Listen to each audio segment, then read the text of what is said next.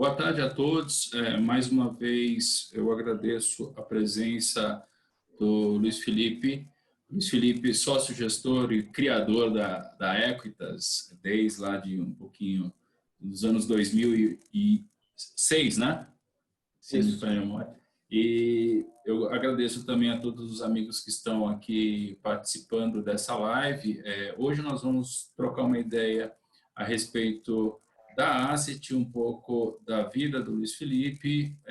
Eu gostaria também, até comentei com ele anteriormente, eu gostaria que ele comentasse um pouco do que foi para Equitas esse começo de 2020, essa pandemia, o que teve de estragos, qual foi um pouco da estratégia.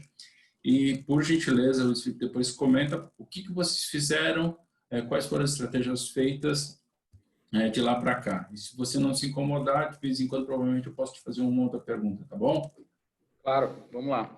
Então, vou começar me apresentando. Obrigado a vocês primeiro pelo convite aí para esse bate-papo. Foi um prazer enorme trocar uma ideia com vocês. Vamos tentar fazer o máximo interativo possível. Mas eu começar assim, a apresentar um pouco do meu histórico e da Equitas.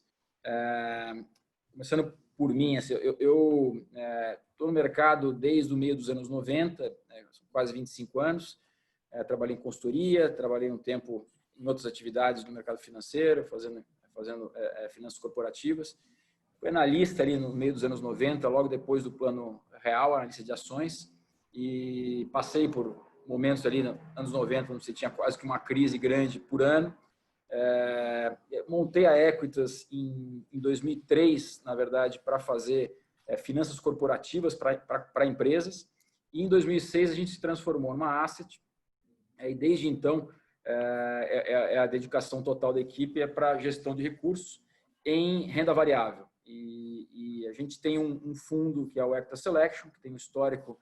A gente começou com outras estratégias, mas a estratégia do Equitas Selection existe desde 2010, que é a nossa única estratégia. E o que a gente faz aqui, enfim, hoje somos um grupo de 24 pessoas, em 12 na equipe de investimento, são 2 pessoas em implementação, 10 na equipe de análise, e na verdade é um grupo em que eu sou o gestor, eu tenho comigo mais 4 sócios, que são especialistas, analistas especialistas, que cobrem alguns setores da economia há mais de uma década, e a gente trabalha junto nessa mesma equipe, dentro desse mesmo processo de investimento, há mais de uma década.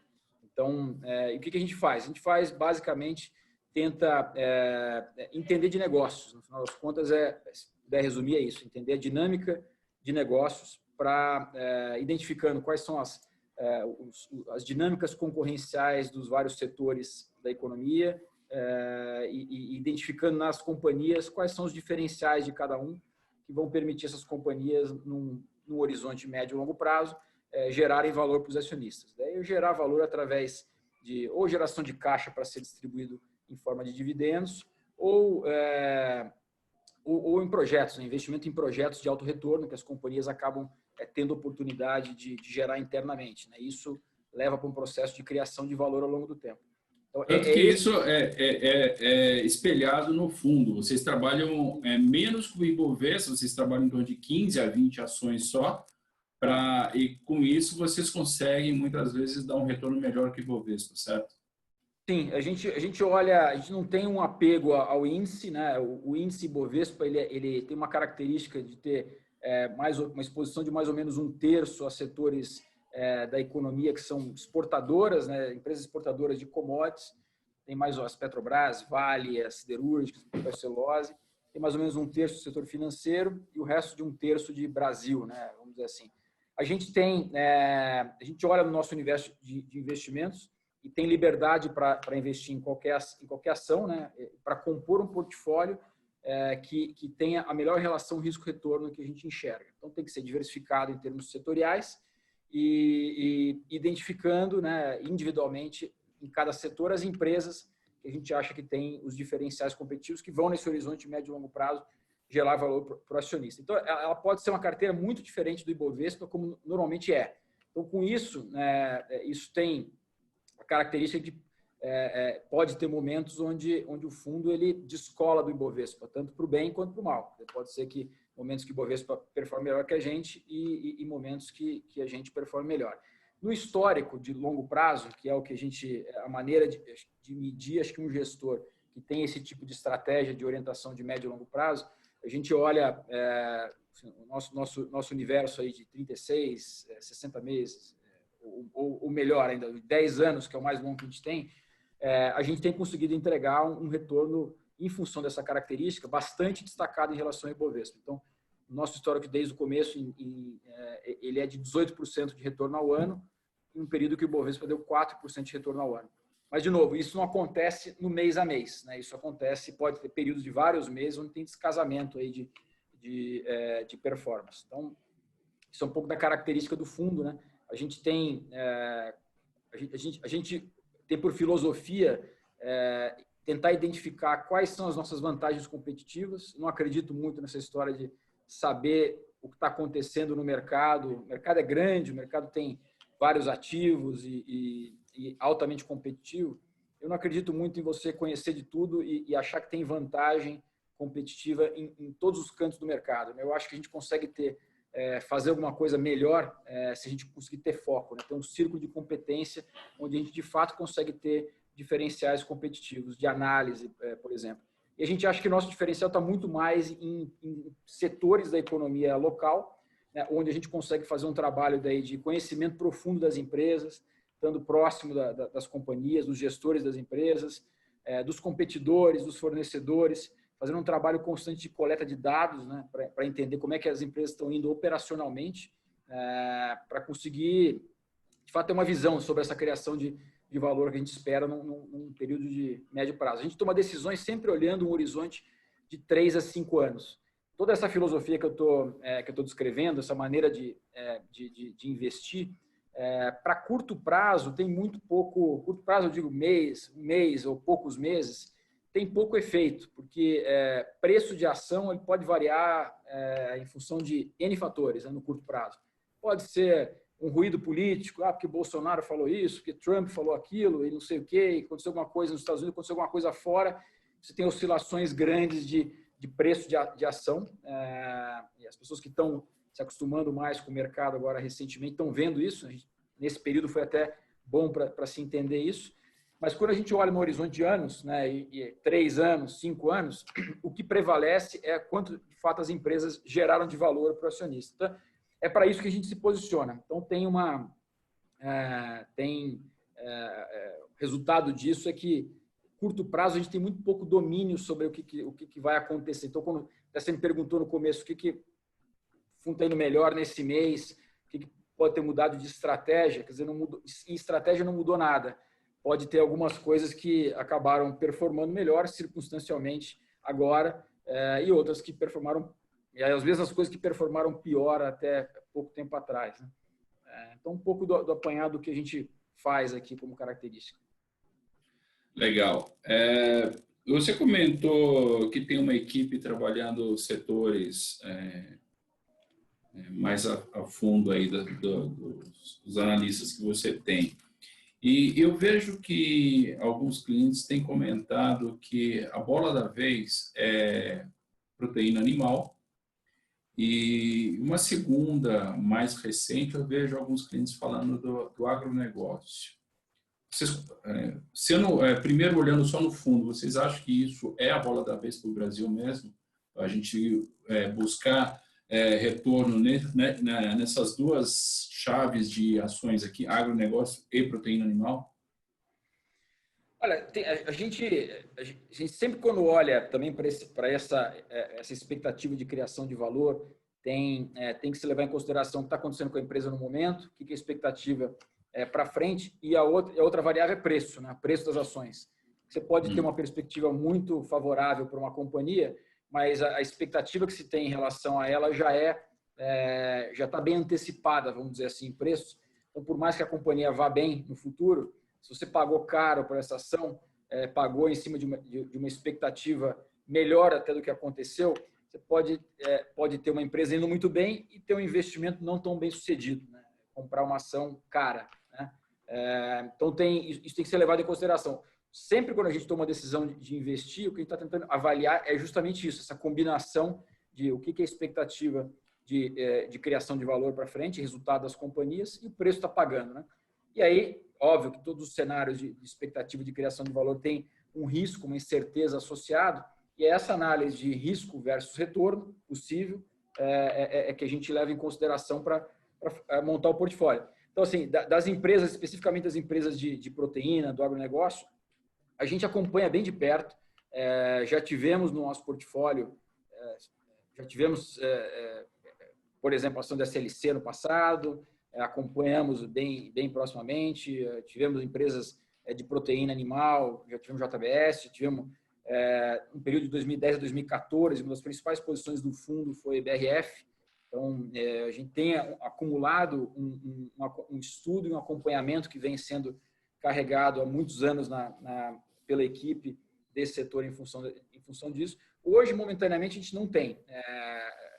E não tem porque não tem nada contra as empresas, mas a gente, na escolha, né, eu não quero ser simplesmente um colecionador de ações e ter tudo que a gente acha bom. Eu quero me restringir, como você falou no começo, a um grupo menor de ações, por volta de 20 a 25 ações é o que a gente acaba trabalhando. Então, hoje elas não estão no portfólio. Tem um momento operacional espetacular para as empresas, por uma combinação de algumas coisas, mas a principal delas é o câmbio. A gente tem uma desvalorização cambial, o que favorece bastante as empresas exportadoras, né? Todas elas, as empresas de proteína, as brasileiras, ou elas compraram ativos fora do Brasil que foram valorizados com essa nossa desvalorização do real, ou elas são exportadoras com base produtiva no Brasil e que mandam produtos in natura para fora, né? Como o caso da BRF, como o caso também da Marfrig, JBS tem muitos ativos fora, mas também, né? Minerva, enfim. Então, e no caso da SLC, exportação também de algodão e parte de soja.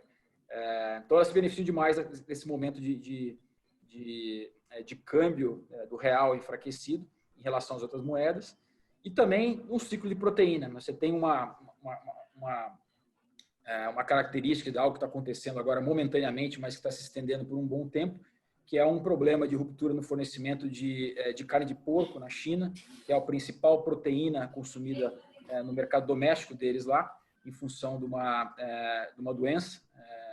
E aí acontece que todas as outras proteínas alternativas, né, tanto frango quanto gado, acabam tendo um momento de valorização aqui, puxado por essa demanda pontual ali do mercado chinês, né? Então tem um momento interessante de ciclo para várias proteínas em função disso que está acontecendo agora. Então, a expectativa, só para completar, mas é um setor que é importante que se entenda que é um setor cíclico, bastante cíclico. Então, a gente monitora aqui os ciclos de proteína. Você tem ciclos de proteína de frango que são mais curtos, você tem o ciclo de proteína de gado que são um pouquinho mais alongados. Isso dá para monitorar em vários países como é que vai ter impacto de preço, né, sobre as proteínas. Mas, no final das contas, são setores cíclicos. Agora, por acaso, a gente está num momento bom. O setor de proteína animal, eu vejo que ele vai ainda, ao meu ver, ele vai ainda se valorizar, ou vai ter um comprador externo por um médio ou longo prazo ainda. Com o dólar, como você comentou, o real desvalorizado frente ao dólar, isso é lucro para as exportadoras. Se comentou que você tinha um pouco de BRF e essa você deixou de lado, não trabalha mais com ela, é isso? A gente saiu em 2014, na verdade, faz tempo. Tá. Mas você tem ainda proteína animal na carteira? Não, hoje a gente não tem. Tá, entendi. Mas o que vocês...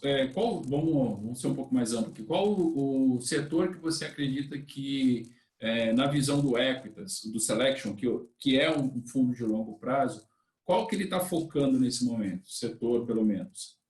A gente não olha não escolhe setores específicos. A gente tenta ser diversificado nos setores. Tem essa característica de ter bastante exposição aos setores da economia local, né, que tem uma exposição menor a essa incerteza cíclica das commodities. Então, são setores de consumo local, varejo, imobiliário, serviços em geral, e financeiro, saúde, então, educação, não hoje, mas tipicamente são setores da economia local onde a gente tem normalmente uma participação maior. Mas não é um racional de investimento baseado numa visão de um setor específico onde eu quero ter mais participação. Eu quero ter uma carteira bem diversificada em setores e escolher empresas diferenciadas, né? Empresas que vão conseguir gerar valor. E às vezes pode acontecer em situações onde um setor não é um setor óbvio, né? Se for ver na nossa carteira, a ação que a gente tem há mais tempo no portfólio é uma ação no setor de incorporação imobiliária, uma empresa chamada Exetec, aqui de São Paulo. Está há 10 anos na carteira, desde o começo do fundo. Até nas outras estratégias que a gente tinha antes, a gente já era acionista de Exetec antes. E por estar tanto tempo, ela é o maior contribuidor para a performance do fundo. Não é assim algo espetacular em relação às demais, porque realmente o nosso resultado ao longo do tempo ele vem sendo composto por retornos de várias ações, né? Não tem uma que respondeu por tudo, mas ela é, por acaso, uma que tem, por estar mais tempo, que respondeu por mais performance. E a gente passou nesse período, né, um período pavoroso para o setor. É um setor que tem uma dinâmica muito difícil, barreira de entrada muito baixa, você tem competição intensa de novos players vindo a todo tempo, não tem muito ambiente para que as empresas consigam criar diferenciais estratégicos, né, posicionamento estratégico para extrair vantagens de longo prazo. É um business basicamente de execução, de uma execução primorosa, que essa empresa, por acaso, vem conseguindo fazer com consistência ao longo do tempo. É um setor que sofre muito com os ciclos econômicos e, nesse período de 10 anos, a gente sofreu oscilações brutais do ciclo econômico no Brasil, né? A gente começou lá em 2010 com um momento bastante promissor, né, bastante otimista. Depois do segundo mandato ali da presidente Dilma, a gente conseguiu, mesmo num ambiente global muito favorável, a gente conseguiu criar um ambiente doméstico de depressão econômica, né? A gente tirou 8% do PIB por razões nossas aqui, né? Isso para o setor de incorporação imobiliária foi assim, horrível. As empresas, a maioria das empresas chegou a ser o setor da economia que mais tinha empresas de capital aberto na Bolsa. A maioria delas ou quebrou ou foi incorporada, deixou de existir de alguma maneira. São poucas as sobreviventes. Se você tivesse comprado o setor como um todo lá no começo, comprar um pouco de cada uma das ações, teria sido um péssimo investimento em relação à nossa carteira ou até ao Ibovespa mesmo. Mas, por acaso, essa empresa, por a gente ter identificado ali um grupo com certas características, tanto da visão em relação à estrutura de capital deles quanto de execução, que iam conseguir entregar retornos mesmo num ambiente desafiador. E foi o que acabou acontecendo. Então, esse tipo de visão em relação ao olhar da companhia e como é que ela vai gerar valor para o acionista é o que a gente leva muito mais em conta do que o setor. O setor é óbvio que tem que entender qual que é a dinâmica que as empresas estão inseridas, mas a gente escolhe companhias e não setores. Deixa eu aproveitar, já que você está falando de Exetec, só apertar um pouco o calo aí. Você comentou que você ainda tem esse papel. A Exetec, me corrija se estiver errado, é a maior detentora, a maior incorporadora de terrenos em São Paulo, no município de São Paulo, é a que tem o maior estoque de terrenos para construir. Só que muitos desses terrenos foram comprados a um preço caro. A gente estava vindo num crescimento do mercado imobiliário, alguns imóveis sendo vendidos a um preço surreal, e mesmo assim as incorporadoras foram comprando. Por mais que eles tenham guardado esses terrenos agora, vamos supor, passou 2020, 2021, começou o mercado a voltar. Ainda não vai estar caro para a Exetec construir?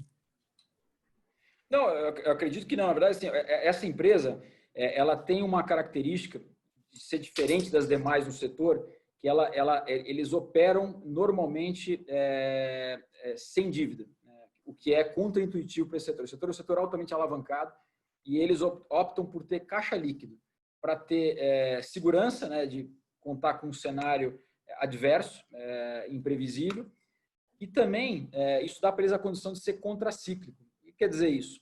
No momento ali que eu citei, por exemplo, e na prática aconteceu isso. No final de governo Dilma Rousseff, essas empresas todas estavam com um problema enorme de extrato de imóveis que tinham sido vendidos. endividamento altíssimo, Sim. as empresas tendo que fazer, se virar para pagar dívida de banco, né? Fazendo o que tivesse que fazer para você vender apartamento a qualquer preço, mesmo no momento ruim, vender a qualquer preço para fazer algum caixa para pagar a dívida de banco. Então, foi uma destruição dos ativos que as empresas têm no pior momento possível. É aquela história de vender na baixa, foi o que a maioria das empresas foi forçada a fazer em função da alavancagem. O único player que tinha caixa, uma posição de liquidez sólida para comprar terrenos em São Paulo durante muito tempo foi a EZTEC. A Cyrela tinha condições também, porque era uma empresa maior, mas era basicamente um jogo entre Cyrela e EZTEC. Com isso, o que aconteceu? Quando o mercado se estabilizou, né, a economia se estabilizou, os juros começaram a cair ali por 2016, a gente teve uma pequena volta, a gente teve de 2016 até 2019 um crescimento ainda pequeno, frustrante, mas maior do que vinha sendo, e o mercado imobiliário reagiu. Quem tinha condição de oferecer produto, né, porque tinha terrenos bem posicionados, comprados, e aí são bem posicionados aqui na região central de São Paulo, na região de Moema, Campo Belo, que são regiões difíceis de se comprar terreno, era a EZTEC. Então, nessa saída de crise, de 2016 até 2019, que é onde você passou muito tempo ainda as demais empresas tendo que lidar com o problema de alavancagem, a gente viu um mercado crescer por volta de 60% e a EZTEC crescer 3, 4 vezes a mais do que isso. Então, esse é o tipo de dinâmica que uma empresa como a EZTEC consegue ter. E agora, eles vinham comprando terreno. A dinâmica que a gente está enxergando nesse momento no mercado imobiliário é, por incrível que pareça, uma dinâmica até favorável. Mesmo nesse momento de crise, o que está se observando é que teve muito pouco distrato de vendas que tinham sido feitas antes da pandemia, antes da crise, e as empresas estão conseguindo vender imóvel via Zoom, né?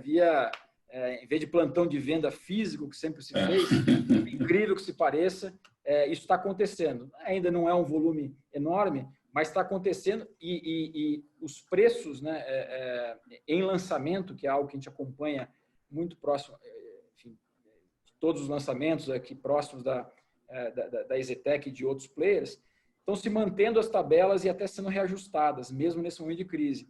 A gente atribui isso muito ao momento de juros baixos, né? Os juros baixo do jeito que está, ele torna o imóvel mais acessível, torna o financiamento muito mais acessível, e essa é uma dinâmica muito favorável para o mercado imobiliário. Isso deve acontecer para frente, a gente acredita, né? Se tiver um período de juros tão baixo durante um período mais longo, ativos reais e imóvel, a gente inclui aí, vai se valorizar, né? Então, eu não tenho preocupação hoje com o valor que foi pago pelo Land Bank, né, o estoque de terrenos da EZTEC. Pelo contrário, eu vejo um Land Bank muito bem construído e posicionado para se beneficiar desse ciclo para frente. Vocês têm monitorado provavelmente o mercado como um todo e, eventualmente, se sai uma vacina para o coronavírus, o que você tem feito em cima disso? Vocês têm feito alguma estratégia diferenciada?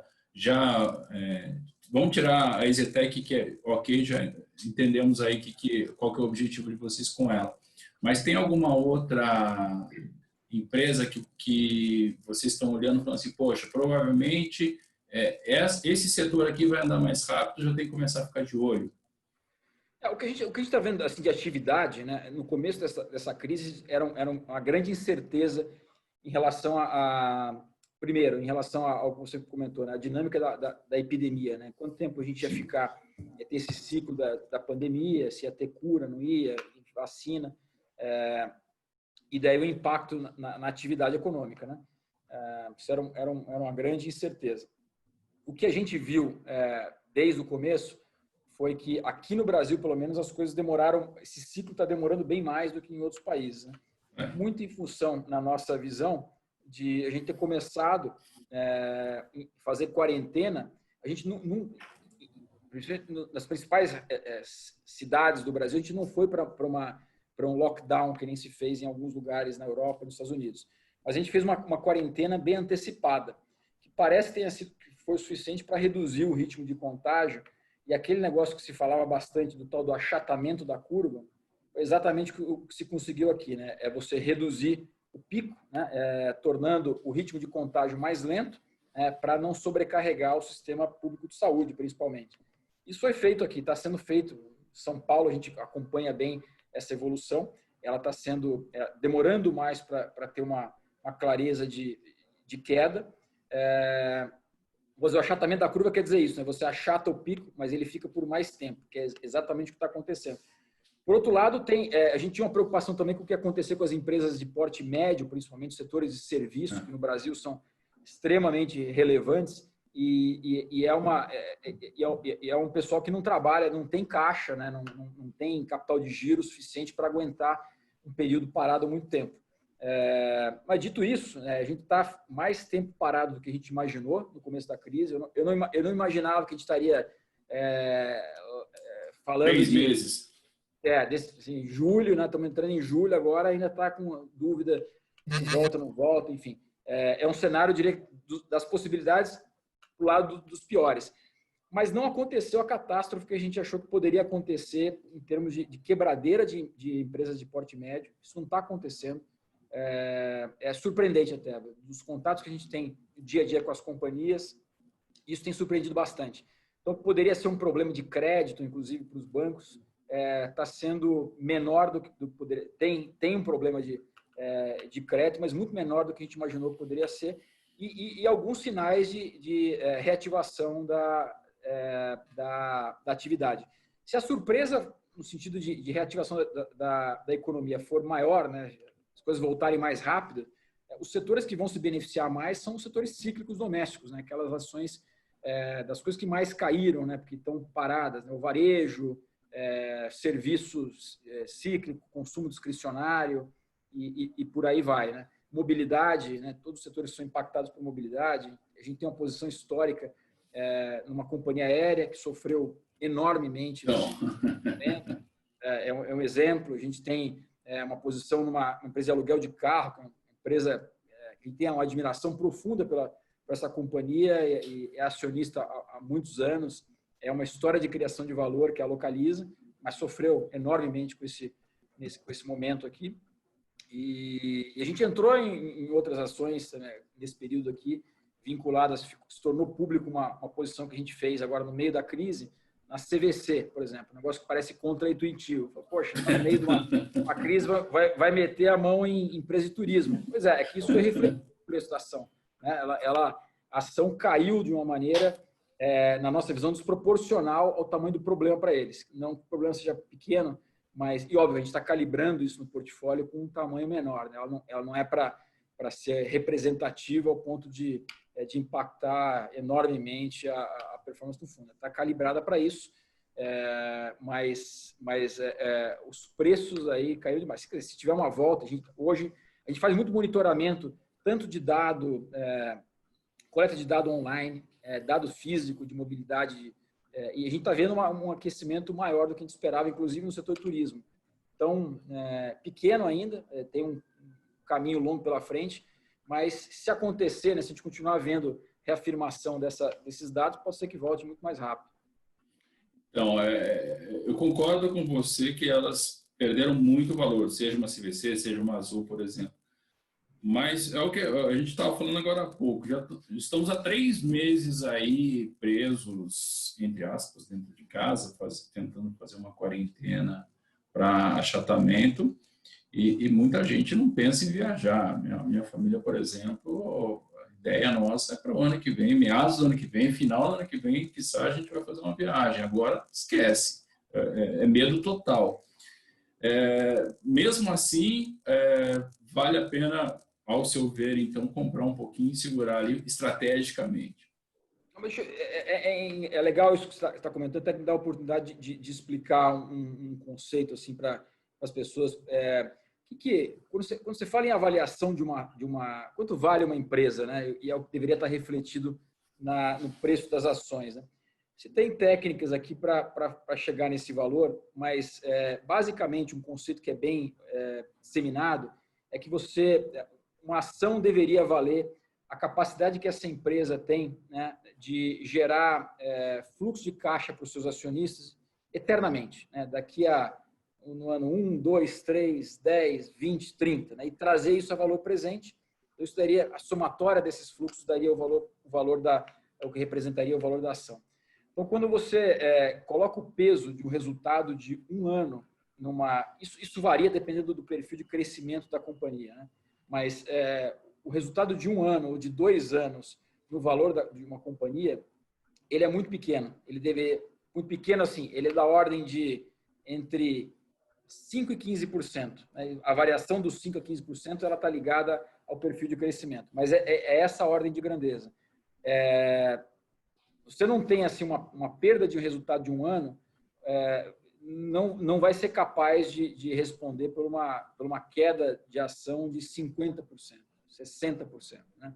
Então, o que quer dizer assim, se você teve uma ação que caiu 60%, 70%, está vendo, você não está simplesmente olhando para esse ano ou o próximo ano, né? Você está fazendo você está assumindo, né?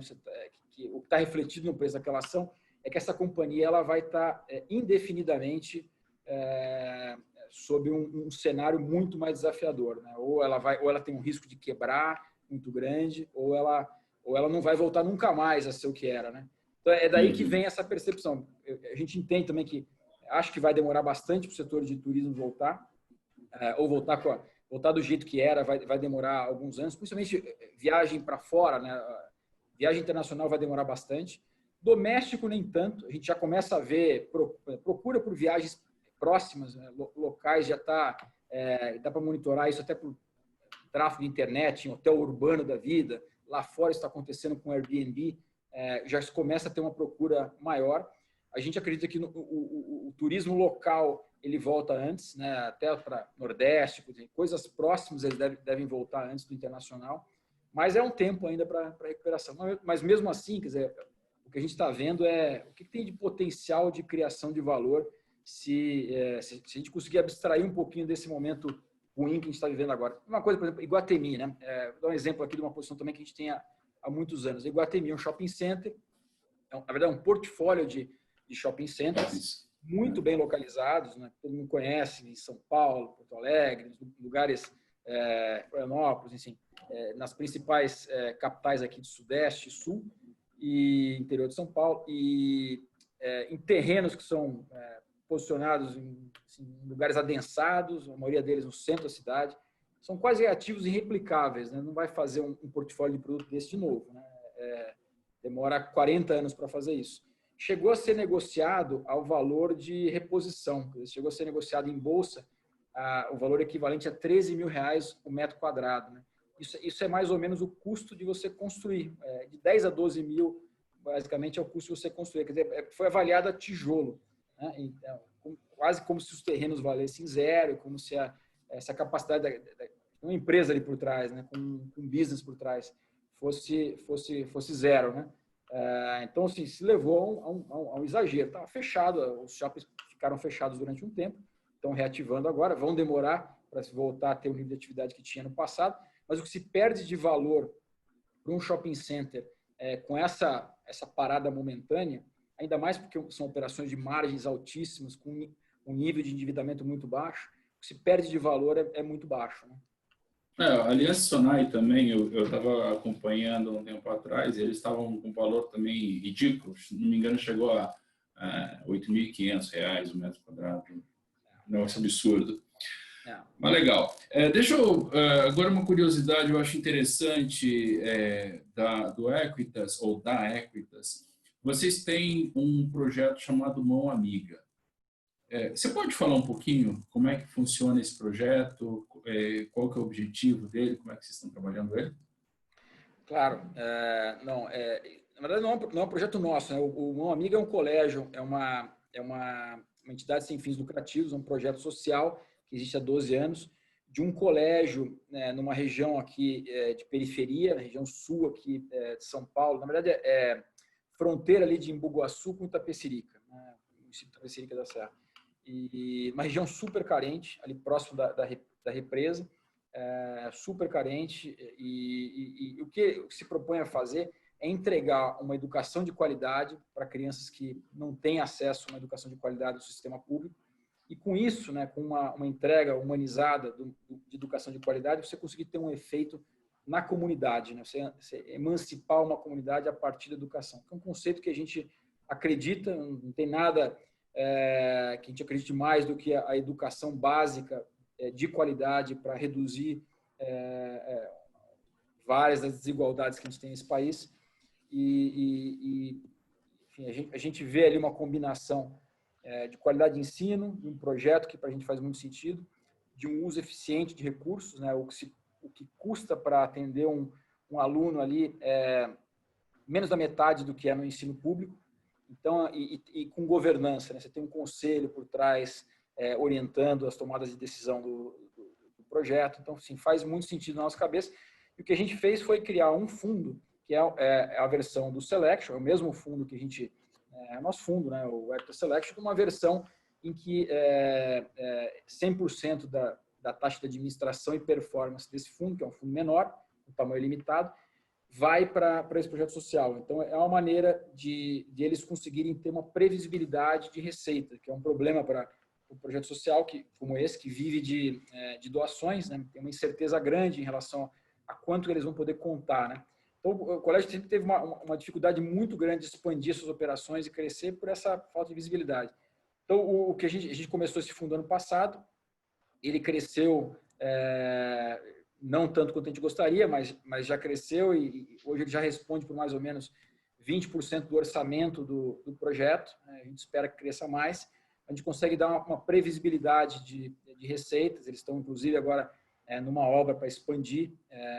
E o nosso sonho de consumo aqui é a gente conseguir expandir isso mais para permitir que esse projeto seja multiplicado, né, em outras unidades e tome uma dimensão maior do que tem hoje. Legal. No site vocês têm material desse projeto, né? Tem, no site tem, da tá no Equitas. site. Uhum. Ótimo. Ok. Luiz Felipe, eu gostaria de agradecer muito o tempo despendido aí por vocês, pela Lorena, pela Daniela, que nos ajudaram bastante nesse bate-papo. Coloca a Tauri à disposição, se você quiser passear um pouco, conhecer a gente, será muito bem-vindo. Eu só peço um pouquinho de prazo, porque a gente está evitando de ir para o escritório, está todo mundo em casa ainda. De vez em quando vai um ou outro lá fazer algum documento, mas a gente tenta ficar em casa por enquanto. Mas a casa está aberta, o convite é todo seu e para as meninas também que nos ajudaram. Quando quiser, a casa está aberta. Mais uma vez, obrigado. Obrigado a todos que participaram desse bate-papo com a gente e aos sócios que estiveram aqui. Eu estou vendo um ou outro ali por trás também como participantes, mas muito obrigado mais uma vez, tá bom? Obrigado a vocês pelo convite. Prazer bater esse papo com vocês. Sempre que tiverem, acharem que vale essa conversa, a gente está à disposição. Joia, obrigado. Vamos visitar assim que passar essa maluquice, né? Valeu, com certeza. Um abraço, boa noite. Um abraço. Tchau, tchau.